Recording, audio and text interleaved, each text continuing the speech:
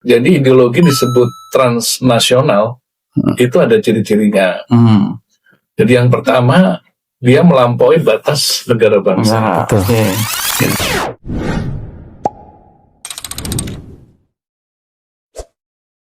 Assalamualaikum warahmatullahi wabarakatuh. Waalaikumsalam warahmatullahi wabarakatuh. Bismillah, alhamdulillah, wassalatu wassalamu ala rasulillah wa ala alihi wa sahbihi wa mawala amma ba'd. Bapak Ibu sekalian, jumpa lagi pada podcast Rumah Wasatiyah. Kali ini insya Allah kita akan membahas soal Islam dan tantangan ideologi transnasional. Pada pagi hari ini kita kedatangan tamu, yaitu ada narasumber tetap kita, sudah tidak perlu dikenalkan, yaitu Ustaz Wijayanto. Beliau seorang mantan Amir JI, ya. Dan di sebelah kiri saya ada Ustadz Dr. Wahid Ridwan. Selamat datang. Beliau adalah dosen di Universitas Paramadina dan juga sebagai pengurus di Majelis Hubungan Internasional, pengurus pusat Muhammadiyah. Baik, langsung saja ya. Kita akan membahas soal Islam dan tantangan ideologi transnasional. Ya, kita tahu bahwa ideologi transnasional ini menjadi ancaman, menjadi tantangan bagi konsep negara bangsa, bagi konsep nasionalisme kita. Betul. Dan ini adalah tantangan yang muncul di berbagai negara, saya kira ya, dan tidak hanya Islam. Nanti kita akan bahas ideologi transnasional ini juga muncul di agama-agama yang lain dan juga bahkan yang gerakan-gerakan yang non religius. Saya ingin tanya Ustadz Wahid, Ustadz Dr. Wahid Ridwan, sebetulnya konsep definisi transnasional itu sebetulnya apa, sehingga kemudian transnasional ini membahayakan keutuhan nasionalisme sebuah negara. Oke, terima kasih Mas Gus. Assalamualaikum warahmatullahi wabarakatuh. Alhamdulillah, syahadu an la ilaha illallah, syahadu anna Muhammadan abduhu wa rasuluh. Ustaz Para yang saya sangat hormati, sering bertemu dengan beliau, satu jurnal, hasil wawancara dengan beliau. Jadi merupakan sebuah pertemanan dan persahabatan kita, Ustaz ya. Pertanyaan Mas Gus sangat menarik ya. Bapak Ibu, kalau kita sadar ya, sadar atau tidak sadar bahkan, hari ini kita menghadapi sebuah gerakan globalisasi yang sangat masif. Dalam setiap lini kehidupan, semua terglobalisasi. Batas-batas antar negara, batas-batas kepercayaan, batas-batas tentang kewilayahan ya, yang bahkan spesifik pun yang akan kita diskusikan pada hari berkenaan dengan ideologi pun bahkan sudah dikatakan tidak terbatas. Dunia tanpa sekat. Dunia tanpa sekat, betul. Jadi itulah yang kemudian mengapa ideologi itu ya menjadi transnasional, menjadi dia lebih mudah melampaui dari batas-batas yang tadi saya sebutkan, batas-batas wilayah, agama, bahkan negara. Tetapi ada hal yang harus tetap kita pegang, bahwa ada sebuah konsep ketika kita berbicara tentang transnasional itu, karena ada trans kemudian nasional ya, dua kata itu, di nasionalnya itu tetap mewujud gitu Ustaz ya. Ideologi tetap mewujud ya, dan dia mempunyai banyak dimensi, dan itu akan sangat-sangat dipengaruhi oleh dari mana, di mana, kapan gitu ya, dan oleh siapa gitu.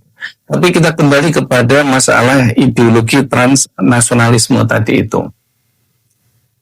Ide nasionalisme itu tidak bisa kita pisahkan ya dari sebuah konsep yang sampai hari ini ya oleh dunia internasional itu akui, itu sebuah perjanjian disebut dengan perjanjian Westphalia. Ini dalam keilmuan hubungan internasional, teman-teman di hubungan internasional akan sangat paham ya, dan semacam menjadi doktrin bagi mahasiswa hubungan internasional Ustaz, untuk bagaimana memahami konsep nation state itu ya, negara bangsa itu dari perjanjian ini. Jadi Westphalia itu sebuah kota kecil ya di Jerman ya, di Eropa.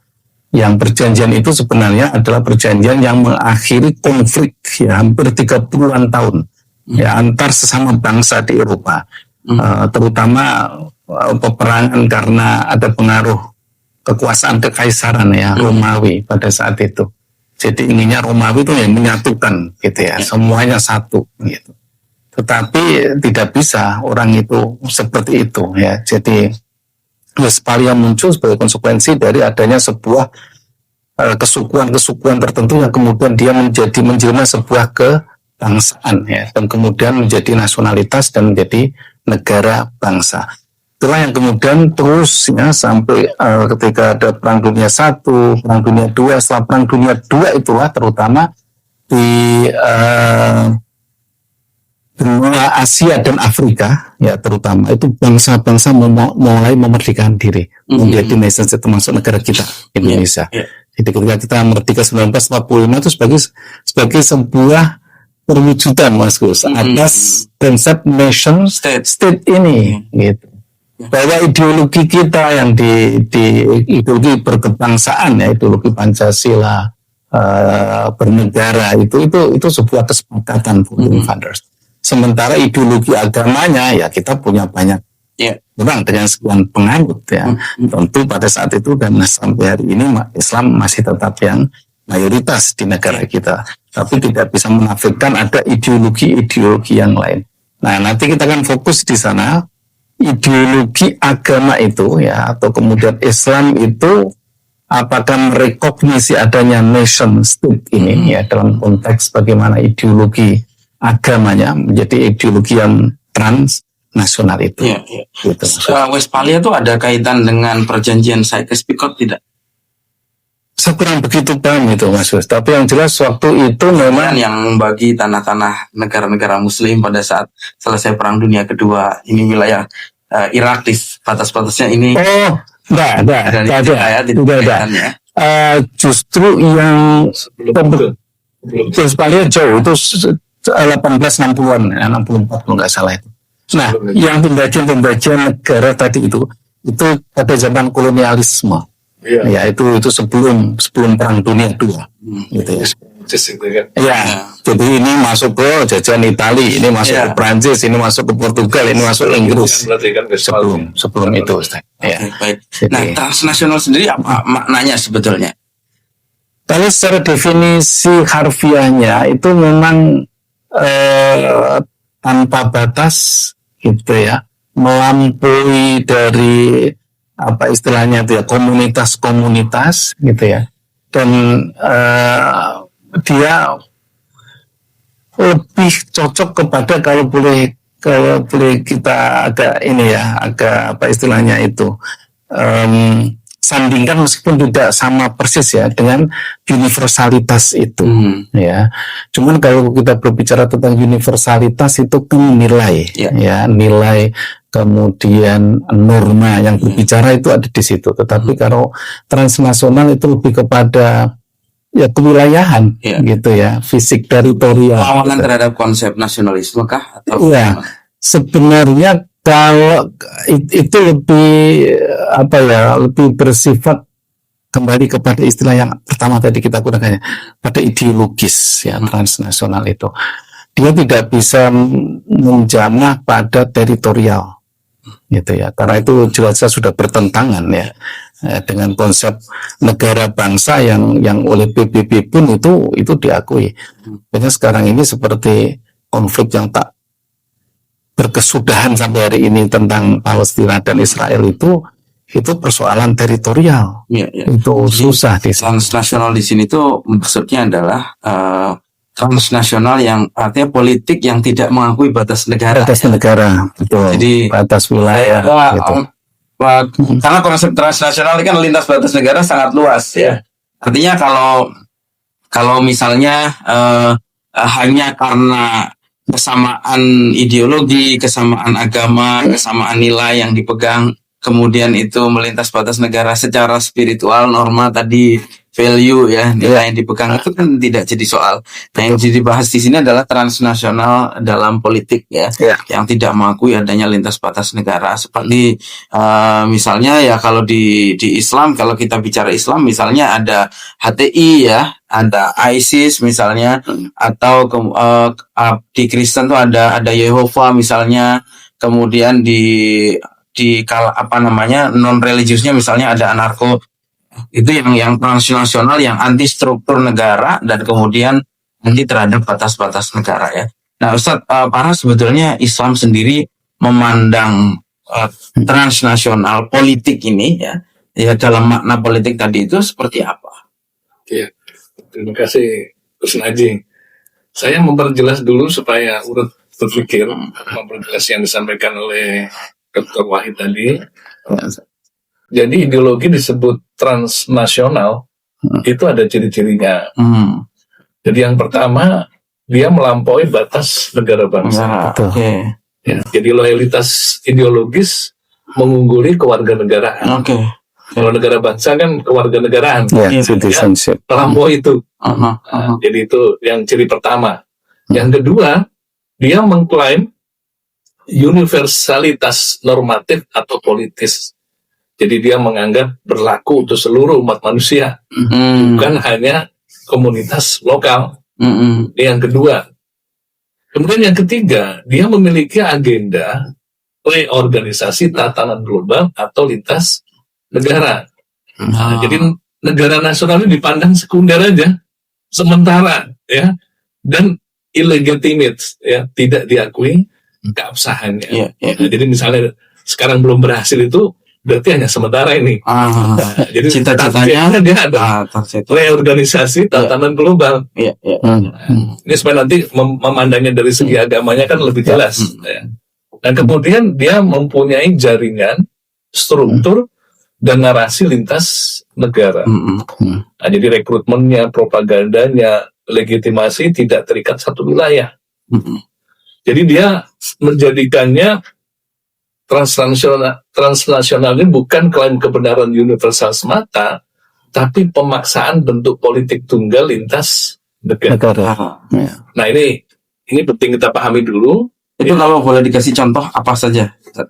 Contoh kelompok atau gerakan yang punya ideologi semacam itu, biar lebih mudah memahaminya. Yang di luar Islam kan ada sekuler yang ke arah kiri, berarti seperti komunis ya. Nah, kemudian yang ke arah kanan berarti liberalis. Ya. Kemudian yang ke arah agama ya tadi seperti Dominisme, kemudian Hindutva. Atau Hindutva ini supremasi Hindu ya. Nah, itu jadi ada ya, jadi artinya yang ke arah kiri ada, ke arah kanan ada. Ya seperti anarko tadi dikasih contoh. Nah, yang ke arah agama di dalam Islam pun ada yang disebut dengan khilafahisme itu. Khilafah. Artinya ingin menjadikan politik khilafah ini berlaku di seluruh dunia. Nah, apa sih yang membedakan ya? Membedakan antara agama ini sebetulnya apa masuk ideologi transnasional atau bukan? Jadi ketika agama itu sebagai sistem iman, itu bukan ideologi transnasional. Apalagi dia merupakan nilai universal tanpa agenda politik. Karena yang diwarisikan nilai, prinsip, hak syariah, ya menjaga 5 hal itu bukan agenda politik. Ideologi spiritual. Itu nggak bisa dibilang sebagai ideologi transnasional sesuai definisinya tadi. Ya. Nah, kemudian itu bisa menjadi ideologi transnasional jika nilai universal dibakukan sebagai proyek politik tunggal lintas negara, ya. Jadi aslinya nilai universal saja, tapi ketika itu dipaksakan menjadi satu yang baku, ya, kemudian akhirnya juga dia bercita-cita ingin menggerus legitimasi negara bangsa. Nah, kalau nggak ada misi-misi seperti itu ya dia tetap sebagai agama aja. Ya, jadi satu ideologi yang menafsirkan Islam bukan hanya sebagai agama normatif, tapi sebagai proyek politik global yang menolak legitimasi negara bangsa. Memang konsepnya itu dan mengharuskan satu sistem kekuasaan lintas negara. Nah, idenya seperti itulah. Apakah ide ini sesuai dengan konsep Islam? Itu nanti akan kita diskusikan, ya. Jadi catatan penting, agama tidak sama dengan ideologi transnasional. Jadi selama ia tidak membangun satu sistem politik global, ya, tidak menafikan kajian syar'i tentang bolehnya ta'adud ad-diyar. Artinya ya. bolehnya diyar itu berbilang, iya. Tidak harus satu. Ya, karena ketiga saja kan sudah ada 3 khilafah. Ada di Baghdad, ada Abbasiyah, di Andalusia ada Umayyah, di Mesir ada Fatimiyah. Nah, itu artinya ta'adud itu di masa lampau pun ditoleransi karena ada kondisi ya. Kemudian tidak menuntut loyalitas politik di atas akad kewarganegaraan. Nah, ini penting. Jadi catatan penting supaya tidak menganggap Islam ini ancaman. Berarti kan ideologi transnasional ancaman bagi bangsa. Tapi Islam bukan ancaman sebetulnya, karena dia menawarkan nilai, menawarkan prinsip, menawarkan makosid syariah, dan itu semua bisa diterima sebetulnya. Karena mendekatkan pada kemaslahatan. Apalagi kan dari mudarat. Apalagi ajarannya intrinsik di dalam ajaran Islam itu adalah kecintaan kepada tanah air. Artinya Islam bukan ancaman, justru bagi nasionalisme. Karena itu sebetulnya kan nilai dasar, misalnya keadilan, kemaslahatan, menjaga agama, jiwa, akal, harta, kehormatan kan tidak bertentangan dengan negara bangsa tadi, masyarakat tadi. Itu bahkan bukan hanya negara bangsa sebetulnya ya. Itu adalah nilai universal yang dipegang oleh semua manusia. Saya kira manusia apapun memandang keadilan, agamanya apapun akan memandang bahwa keadilan itu baik, kasih sayang itu baik. Makanya saya ingat ada ulama mengatakan, "Lauma ja'a bihi Muhammadun laisa dinan, lakana 'indan nasi hasanan." Andai yang dibawa oleh Muhammad tidak di atas namakan, seandainya yang dibawa oleh Muhammad ini tidak di atas namakan Islam misalnya, tidak di atas namakan ini agama, itu pun manusia akan menganggap yang dibawa oleh Muhammad adalah kebaikan. Jadi kembali lagi bahwa sebetulnya Islam ini satu. Islam itu satu di seluruh dunia, satu dalam hal ajarannya, artinya prinsipnya tetap sama, nilai-nilai yang dipegang tetap sama, halal-haramnya tetap sama. Tetapi dalam hal furu, dalam hal ini adalah politik negara, itu boleh ya ta'adud diyar tadi itu ya. Iya, karena problemnya memang ketika di konsep ini kan menjadikan adanya satu model konstitusi, satu bentuk model pemerintahan, satu struktur negara global. Pertanyaannya, apakah itu didukung oleh dasar-dasar syariah yang kuat? Pembakukan yang aslinya itu mutagoyir sebetulnya. Karena kategori politik, ini kan berarti masalah politik, membakukan sistem politik. Aslinya kan dia adalah wasilah politik itu. Bukan karena mencari kemaslahatan, bukan tujuan tersendiri. Dan kemudian dia adalah kategorinya mutagoyir, sesuatu yang bisa berubah, mengikuti perubahan zaman dan tempat. Nah, intinya ini kan penting. Ketika memaksakan membakukan, berarti dia mencampur adukan antara goyah dan wasilah. Mencampur adukan, atau bahkan gue tidak tahu mana yang goyah, mana yang wasilah. Mencampur adukan antara yang mutagoyirat dengan yang sawabit. Iya betul, karena biasanya kelompok transnasional itu bahkan memposisikan politik dalam masalah usul. Sehingga ketika orang tidak mau misalnya daulah Islamiyah atau khilafah, maka dianggap kafir. Itu adalah persoalan. Nah, ini menarik juga nih Mas Gus sama Ustadz Ara. Jadi mungkin karena sifat-sifat tadi ya yang Ustadz Ara juga sudah sampaikan, Mas Gus juga berikan contoh tadi itu. Jadi memang memungkinkan Islam itu mempunyai potensi ya sebagai sebuah ideologi transnasional itu. Nah, itu dalam banyak kajian-kajian yang akhir ya, kajian-kajian keilmuan ya, terutama hubungan internasional ilmu politik. Dan kita tidak bisa menafikan bahwa itu tidak ada, itu gerakan-gerakan jihadis kan yang memperjuangkan konsep ummah itu. Ya, salah satunya tadi sebuah organisasi yang disebut oleh Gus Najih tadi. Ya, dan itu menjadi global dan itu mesti rujukannya ke ulama-ulama ya. Ada Ibnu Taimiyah, ada Muhammad bin Abdul Wahab yang memang Sayyid Qutb yang pada akhir-akhir itu ya.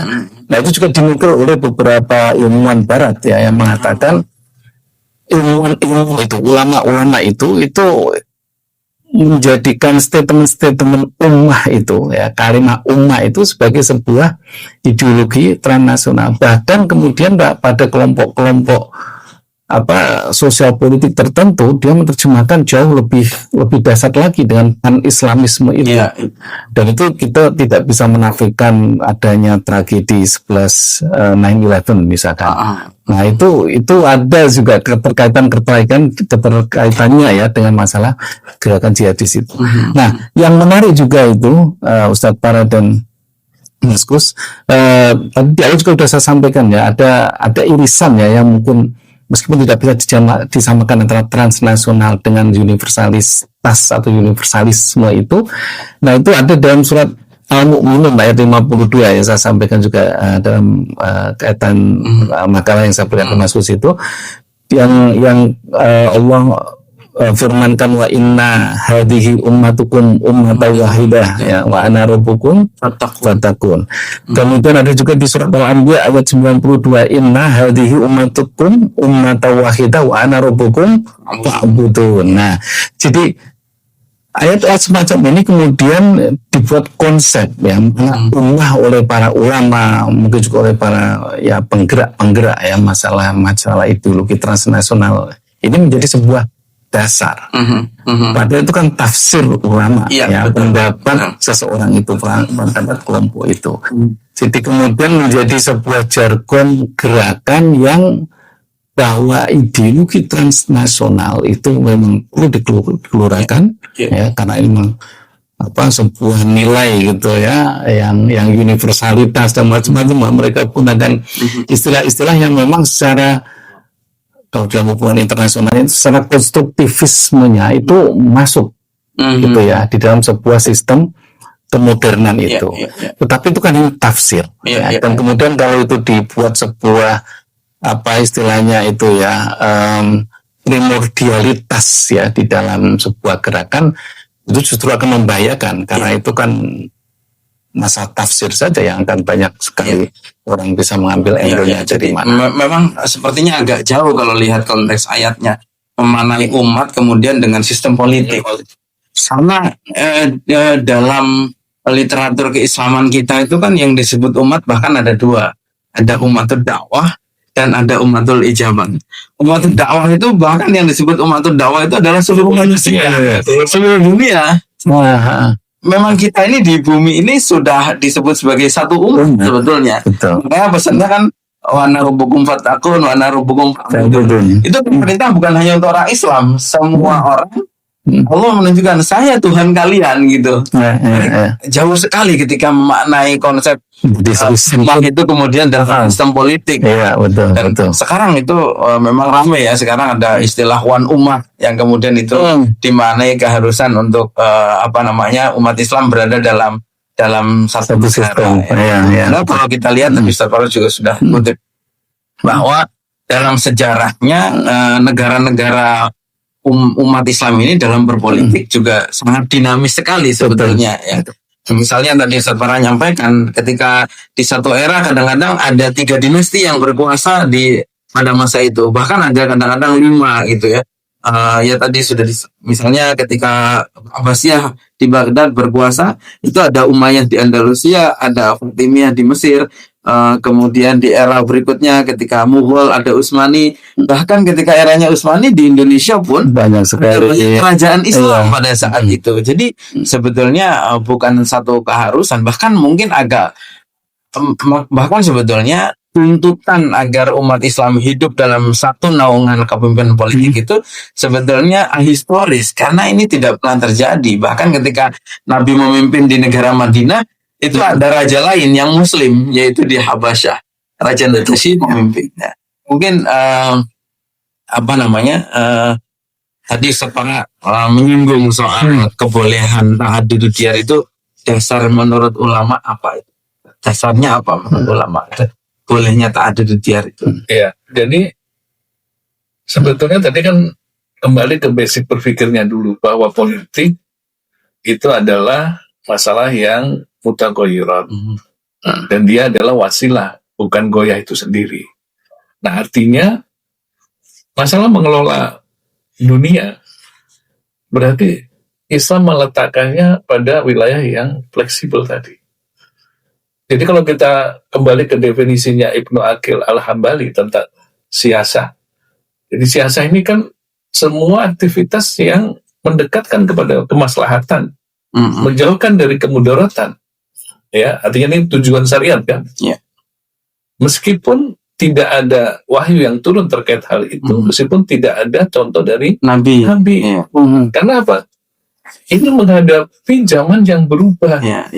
Zaman yang berubah. Dan secara prinsip maslahat itu perintahnya Al-Quran, perintahnya Nabi harus diwujudkan. Jadi yang dijaga adalah tujuan syariat itu. Sarananya melalui politik tadi.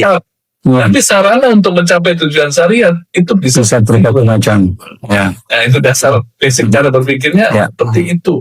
Makanya ketika memaksakan mutaghayyir menjadi baku, ini ada masalah. Karena zamannya terus berubah. Dan memang Allah Subhanahu wa taala mengizinkan ini daerah yang mutaghayyir. Daerah yang istilahnya diizinkan untuk manusia selalu membuat istihad.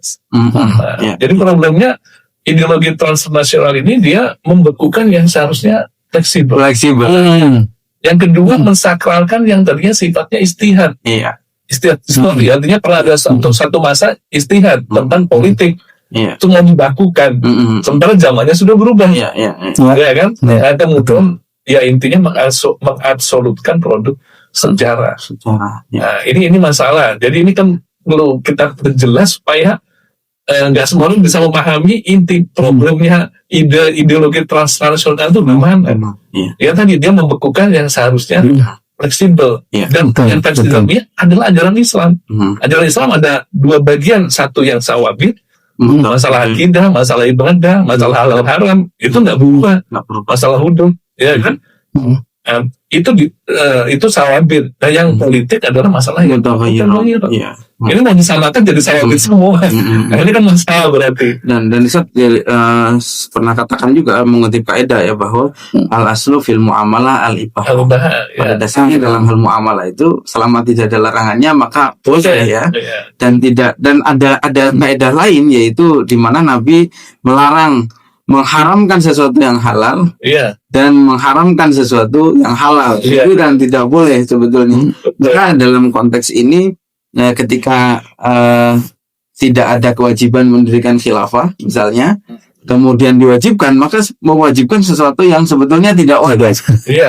Dan ketika mengharamkan nasionalisme itu adalah mengharamkan sesuatu yang pada dasarnya adalah mubah.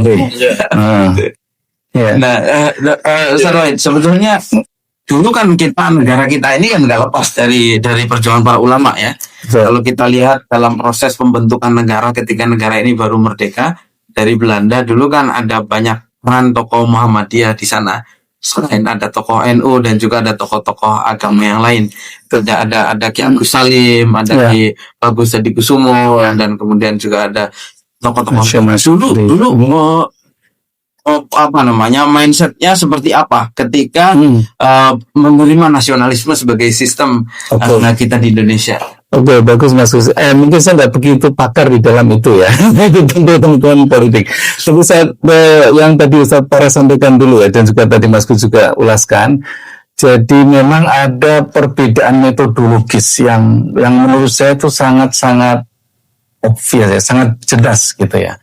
Jadi bagaimana kemudian masalah ideologi transnasionalisme, ajaran-ajaran agama, kemudian konsepnya nation state itu. Kalau dilihat dari metodologinya itu akan sangat banyak berbenturan. Ambil satu contoh saja, ketika misalkan agama-agama itu dipahami dan dipelajari ya dengan metodologi yang Mas Gus lebih banyak di Timur Tengahnya ya dibanding saya yang di Baratnya itu tentu metodologinya kan sudah berbeda. Dan ketika itu juga diterapkan metodologi yang digunakan untuk belajar dan mempelajari agama dengan mempelajari dan membahas tentang sistem kenegaraan itu berbeda metodologinya.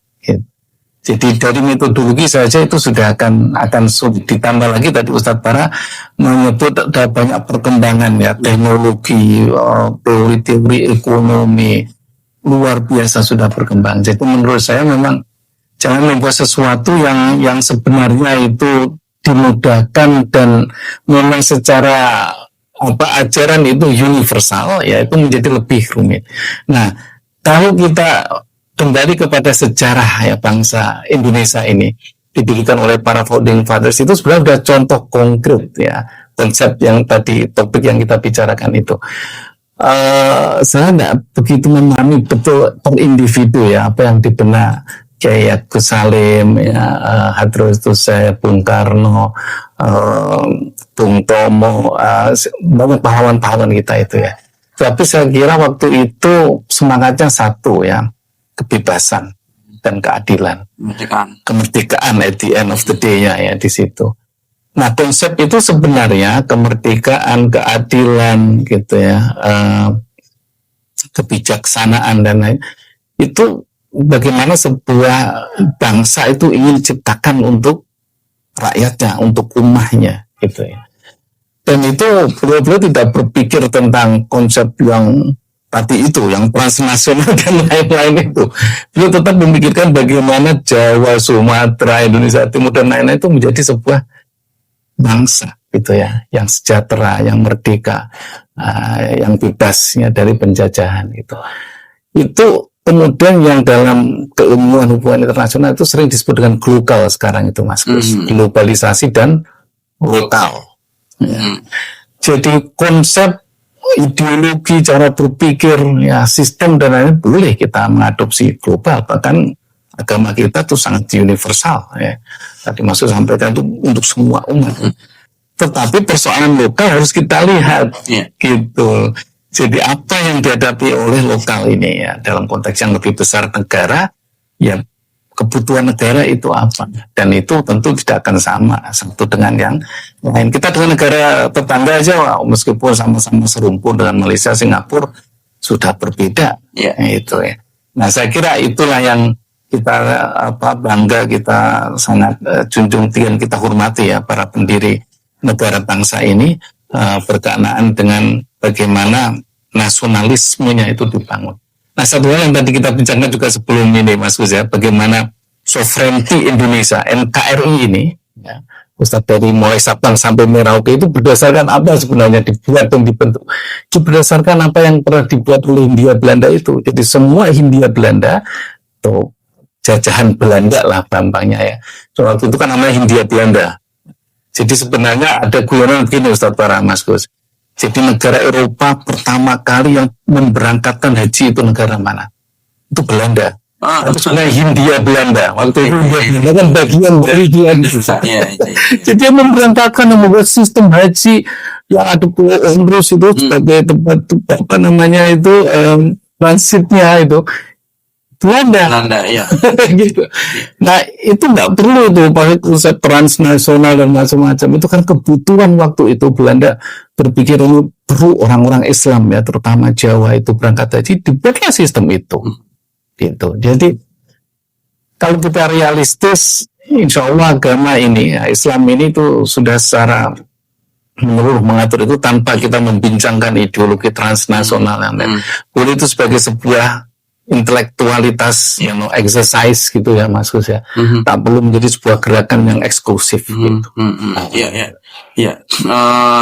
Saya sendiri percaya bahwa ketika para founding fathers itu membentuk negara ini dan memilih sistemnya adalah negara bangsa, nasionalisme, tentu sudah dipikirkan landasan keislamannya. Tidak mungkin menabrak konsep-konsep keislaman yang memang wajib dilakukan. Ya. Jadi saya yakin itu bahwa ini adalah istiadat. Maka di Muhammadiyah punya istilah ya bagi negara ini, yaitu sebagai Darul Ahdi wa Syahadah. Atau dulu ketika zaman perjuangan ada istilah amanah jihad ya. Jadi saya kira itu adalah konsep-konsep yang dihasilkan dari cara berpikir yang mendalam dari para ulama kita, sehingga generasi sekarang tidak boleh serampangan kemudian mengatakan ini negara kafir, bertentangan dengan Islam dan seterusnya gitu ya. Mungkin Ustaz para bisa jelaskan sedikit tentang itu ya, tentang bagaimana dulu karena pengalaman beliau. Iya, dan itu tidak hanya di Muhammadiyah ya, tentu saja di NU juga begitu.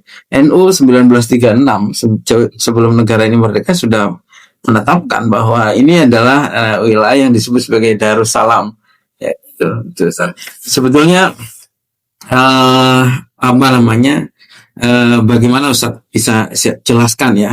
Dulu kan sangat dinamis ya, dari mulai Piagam Madinah sampai kemudian ada Pancasila dengan sila pertamanya yaitu ketuhanan yang Maha Esa. Itu kan sebetulnya bukti bahwa siasah Islam atau politik Islam ini sebenarnya sudah diakomodir di sini, sudah masuk di dalamnya. Iya, jadi intinya kan politik adalah kategori muamalah dan kategorinya mutaghoyirat, kategorinya adalah wasilah. Piagam Madinah berarti bentuk praktek daripada itu. Dan dalam Piagam Madinah pun umat yang berbeda dijadikan satu umat bahasanya. Iya, betul. Ya kan, antara Yahudi yang Mujahidin Ansor bersepakat dengan perjanjian ini menjadi satu umat. Nah, ini penting. Jadi makanya definisi umat tadi kan bisa berkembang. Kalau di politik bisa seperti ini.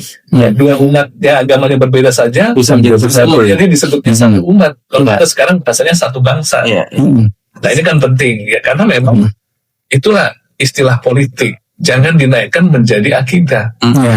Ya kan? Nah, politik tadi mutaghoyirat itu kan ada satu kaidah. Ya, taghoyurul ahkam bitaghoyuril zamani wal makan. Ya, jadi bisa berubah hukumnya, artinya istihadnya mengikuti perubahan waktu dan tempat.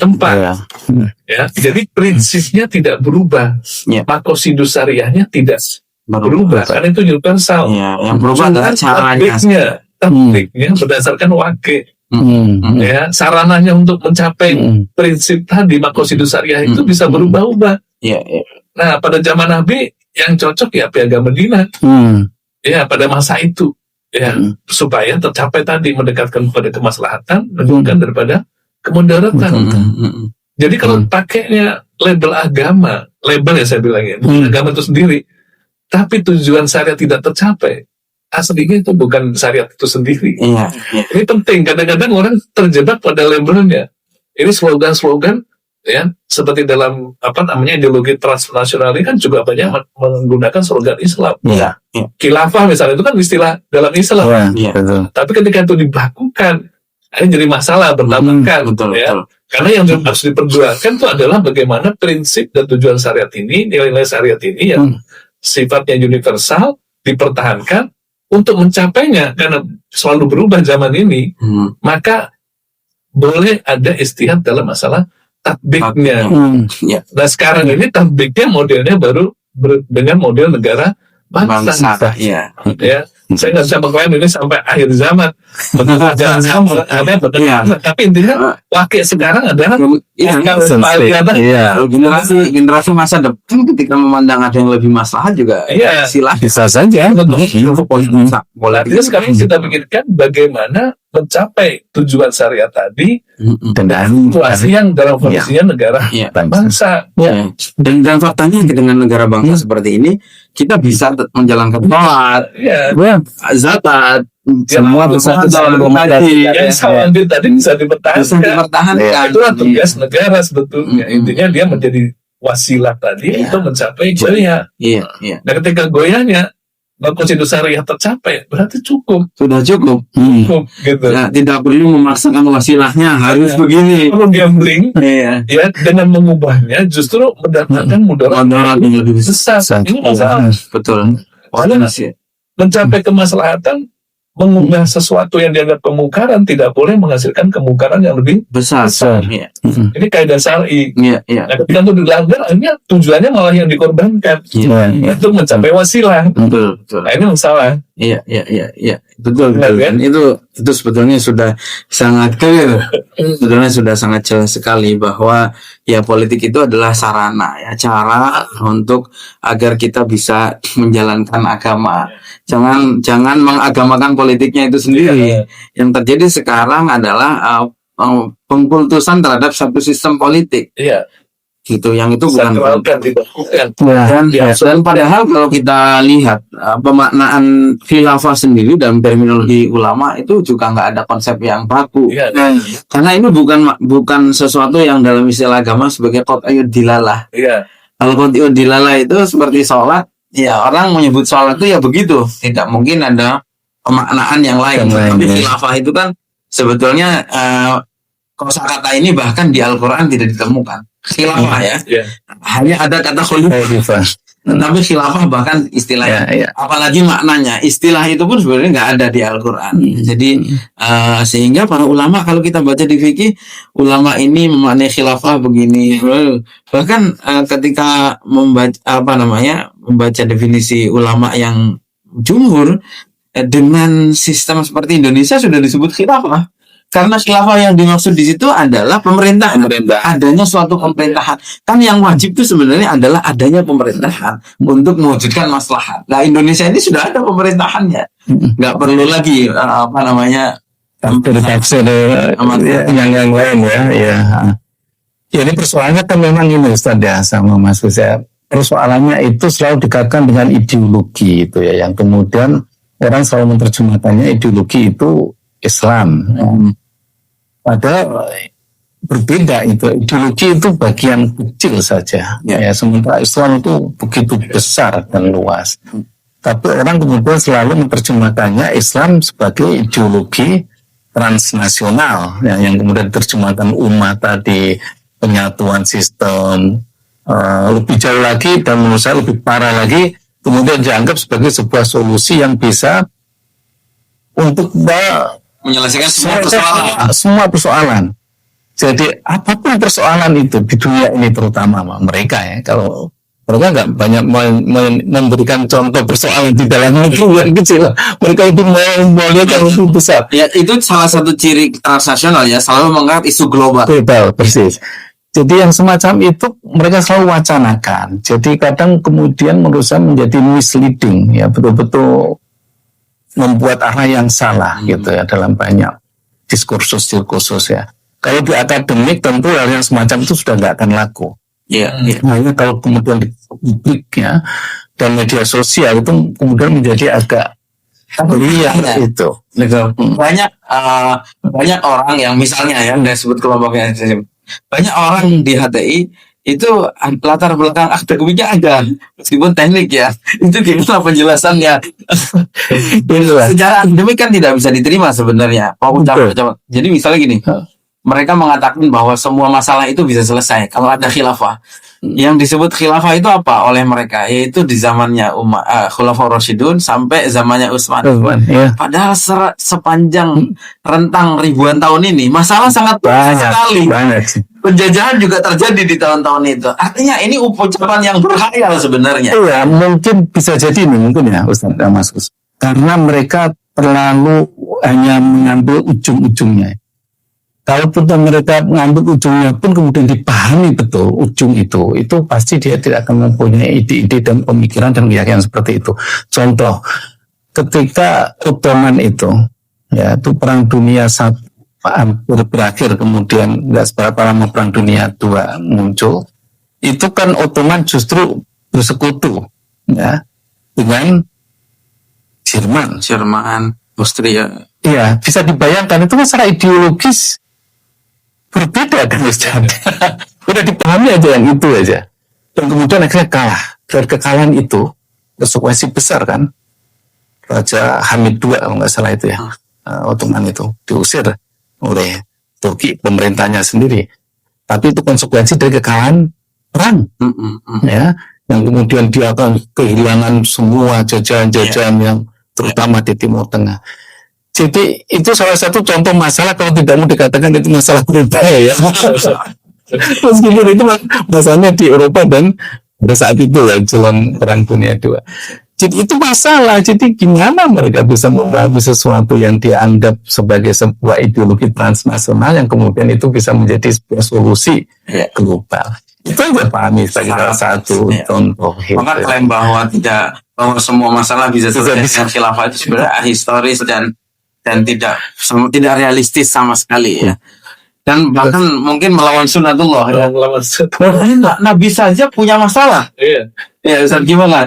Kan hidup kita ini manusia adalah sunnatullahnya begitu ya. Masalah dan solusi itu datang silih berganti. Jadi ketika mengatakan semua masalah akan selesai dengan khilafah, justru enggak, jadi melawan sunnatul. Iya.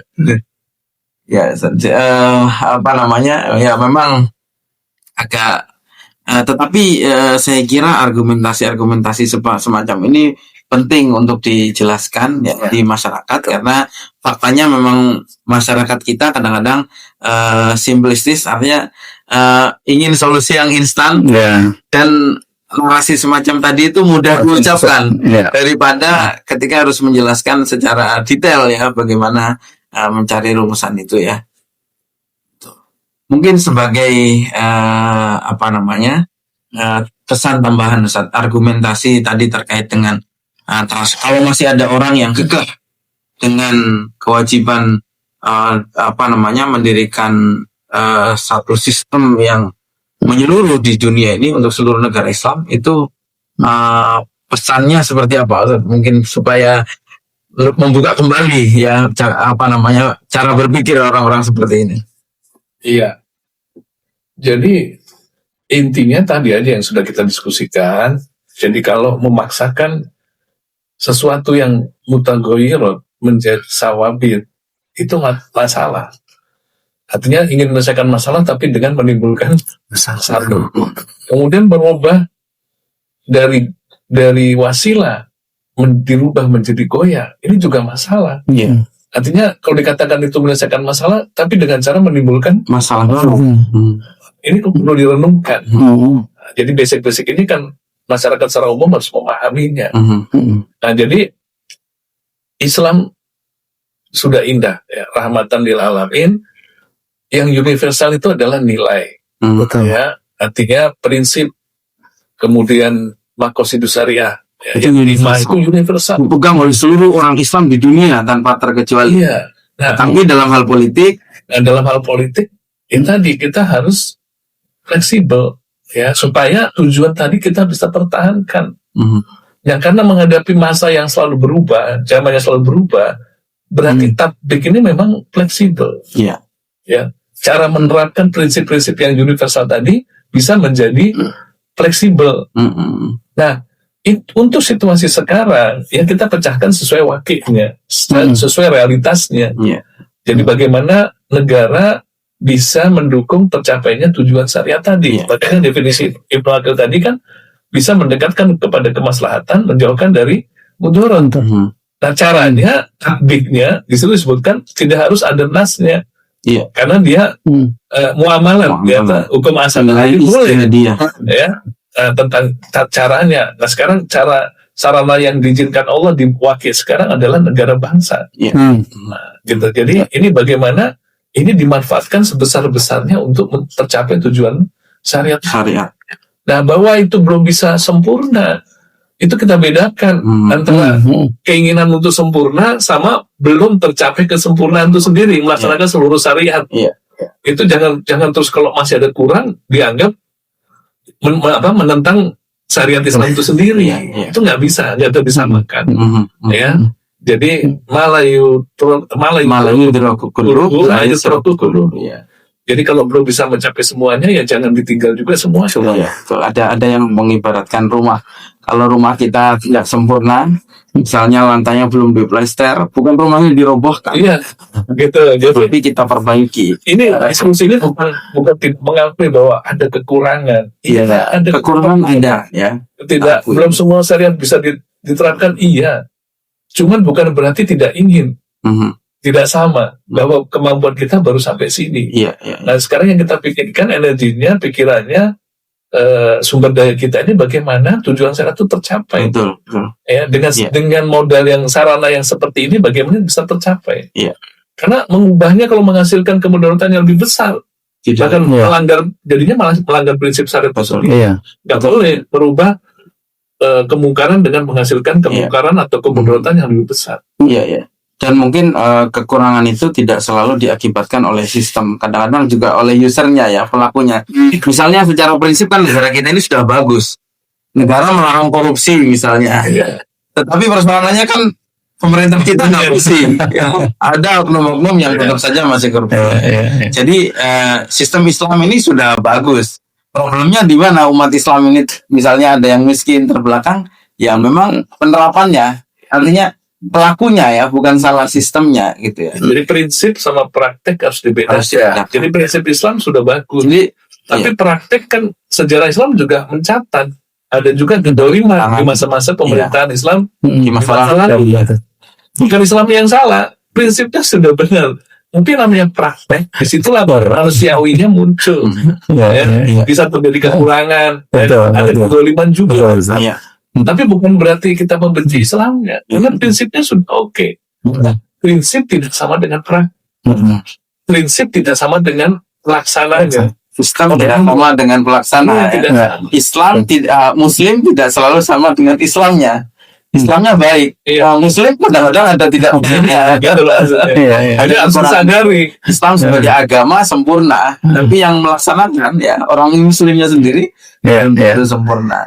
Jadi bukan membenci Islamnya, nggak boleh, dan juga bukan tidak mengakui bahwa dalam praktek itu bahkan sudah dibuktikan dalam sejarah itu praktek Islam pun tetap ada kurang-kurang. Prakteknya loh ya, prinsipnya sudah oke, dan kita imani itu sempurna.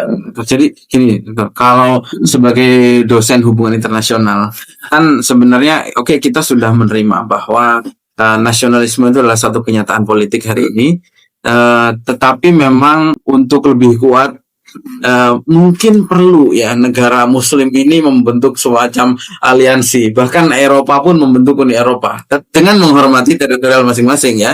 Ada nasionalisme di masing-masing negara, tetapi ada Uni Eropa, dan dengan itu mereka bisa menjadi lebih kuat.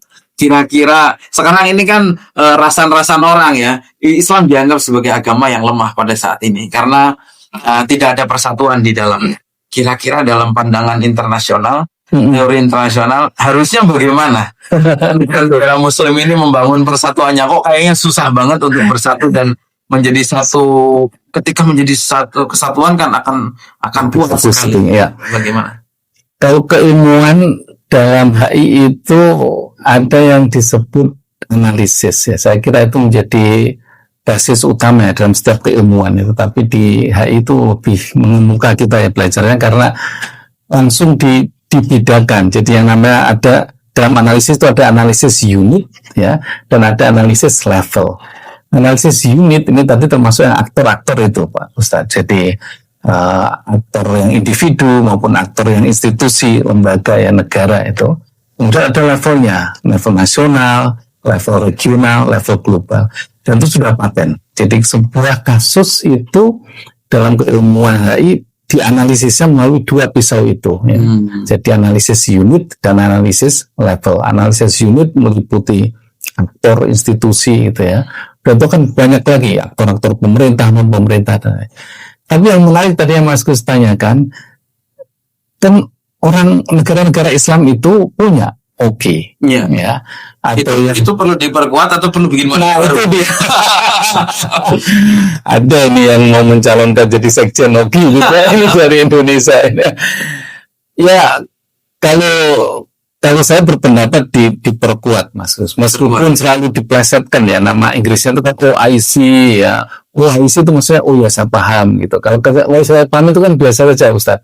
Bukan saya akan terbuat. Ya,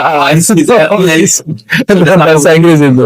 Itu sebenarnya singkatan Organization of Islamic Conference. Dulu conference, kemudian sekarang kita cooperation. Ya, itu kan sebagai salah satu tujuan yang baik lah. Jangan hanya conference itu kan duduk dengar gitu aja kan. Tapi ini cooperation ya, bisa kerjasama. Jadi itu sebagai salah satu juga itu Mas Gus, sebuah sistem yang dia buat kan. Kalau saya bandingkan dengan organisasi yang memang lebih bergigi ya, tapi memang dia berlandaskan pada masalah security, keamanan, itu seperti NATO ya.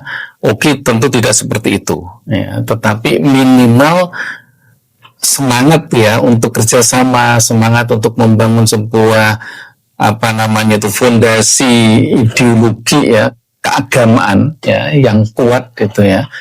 Saya amat sangat yakin tidak primordial ya organisasi itu. Ya, cuman memang agak sedikit sayang ketika berhadapan dengan isu-isu dan masalah-masalah negara Islam, organisasi ini tidak begitu kuat. Untuk Israel, Palestina, Amerika malah yang lebih kuat ya, meskipun ada Turki, Arab dan Mesir yang kemarinnya menghentikan perang Gaza itu, Ustaz. Itu Donald Trump ya, yang menginisiasi itu perjanjian itu. Mestinya kalau itu datang dari UGI itu kan luar biasa. Tetapi lagi-lagi, nah ini kita kembalikan lagi Ustaz dan Gus Nasi. Persoalan ideologi transnasionalisme itu kalau kita udah, saya menggunakan istilah yang agak ekstrim ya, dibenturkan dengan masalah security ya, keamanan, itu akan sangat sulit dia. Akan sangat sulit ya. Jadi berbicara tentang keamanan aliansi gitu ya, kasus yang sekarang ini sampai hari ini masih terjadi perang Rusia sama Ukraina itu tidak jauh-jauh dengan masalah keamanan gitu ya. Nah, apakah ideologi transnasional bisa menjawab itu? Saya yakin akan kesulitan. Ya, sekuat apapun kita membuat alibi bahwa Islam itu satu di negara mana, tapi kalau berbicara tentang masalah atau bagaimana solusi tentang keamanan, sulit ya. Karena masing-masing negara punya tantangan keamanannya sendiri. Mungkin ketika akan melawan Israel terlalu kuat, Arab Saudi berpikir keamanan internalnya, Uni Emirat berpikir keamanan internalnya, Israel, Mesir juga berpikir keamanan internalnya. Jadi ini memang sulit, dan saya kira ini karena waktunya sudah hampir habis. Ini yang tadi itu ya, itulah yang kemudian apa yang kadang itu saya takutkan ya. Perang Dunia III itu yang kemarin kata, bisa jadi Perang Dunia III gitu kan Ustaz, ketika Iran menyerang Israel itu. Saya yakin bukan itu. Bahkan nuklir pun bisa jadi bukan penyebabnya. Tapi persepsi, tadi itu Mas bilang, persepsinya Arab seperti ini, persepsinya hanya untuk melawan Israel. Persepsi itu yang bisa jadi nanti membuat Perang Dunia III itu. Persepsinya kepala negara tentu kan, bukan persepsi kita. Persepsi kita kan kecil banget. Persepsi panglima tertinggi tentara negara. Mempunyai otoritas itu. Mengendalikan militer. Nah, itu sudah jawabannya lah. Kalau berbicara tentang ideologi transnasional, udah bagaimana mensolusi masalah keamanan itu. Itu saya kira Dr. Ridwan ini sebagai majelis hubungan luar negeri di PP Muhammadiyah antar internasional nanti akan memikirkan bagaimana konsep aliansi Islam ke depan agar makin kuat ya. Closing sedikit saja karena waktunya bisa tidak sebagai kita ini menjadi Muslim yang baik dan warga negara yang baik, alias atau dalam istilah lain bisa nggak menjadi nasionalis religius? Ya, jadi kalau memahami Islam itu dari segi makosidi, artinya ada tujuan syariat. Islam diturunkan kan untuk mencapai tujuan syariat. Itu sebetulnya dimanapun, kapanpun itu bisa dilaksanakan. Bisa menjadi Muslim yang baik dan sekaligus warga negara yang ada negara maupun nggak punya negara. Karena memang Allah sudah mendesain demikian. Makanya ada sawabit, ada mutabayyir. Dan yang banyak menentukan itu kan lebih yang sawabit. Sholat kan mau ada negara khilafah atau ada negara bangsa tetap bisa dilakukan. Haji tetap bisa dilakukan. Bahkan di zaman penjajah saja tadi Belanda negara Eropa pertama yang berantakan melaksanakan haji. Saya lihat itu video dokumenternya. Oleh kapal laut. Kapal laut masih sederhana. Intinya memang desainnya agama seperti itu, makosidi. Itu sebetulnya hampir semua agama juga mendukung kan, menjaga din, menjaga jiwa, menjaga akal, menjaga keturunan, menjaga harta. Itu irisannya dengan semua agama ada. Itu nilai universal. Artinya semua negara pun secara substansi ya, bukan secara labelnya, formalitasnya. Itu kalau negara itu bisa menjamin tujuan syariat itu, sebetulnya kita masih bisa melaksanakan agama kita dengan baik. Nah, itulah yang dulu mungkin para pendiri bangsa ini yang nasionalis Islamis ya, itu berpikir seperti itu. Jadi kalau memang wakilnya belum memungkinkan untuk formal dan substansi, ya ini yang dikejar substansinya. Itu yang lebih utama. Nah, ini realita. Jadi hidupnya kan nggak selalu dalam mimpi, dalam ideal ya. Tapi juga kita turun kepada realistis. Nah, supaya tetap bisa melaksanakan tujuan syariat. Ya. Dia sering dilupakan, ngejar label, ngejar formalitas, menghilangkan substansi. Ya. Nah, tidak tercapai tujuan syariat diturunkan. Baik. Tidak terasa sudah 1 jam kita berdiskusi. Terima kasih sekali lagi jazakallah Dr. Ustadz Wahid Ridwan dan juga Ustadz Mawijanto. Bapak Ibu sekalian, mudah-mudahan diskusi kita bermanfaat, menambah wawasan kita tentang apa itu nasionalisme, apa itu transnasional, bagaimana Islam memandang ini. Terima kasih, semoga bermanfaat. Assalamualaikum warahmatullahi wabarakatuh. Waalaikumsalam warahmatullahi wabarakatuh. Terima kasih. Terima kasih Ustaz.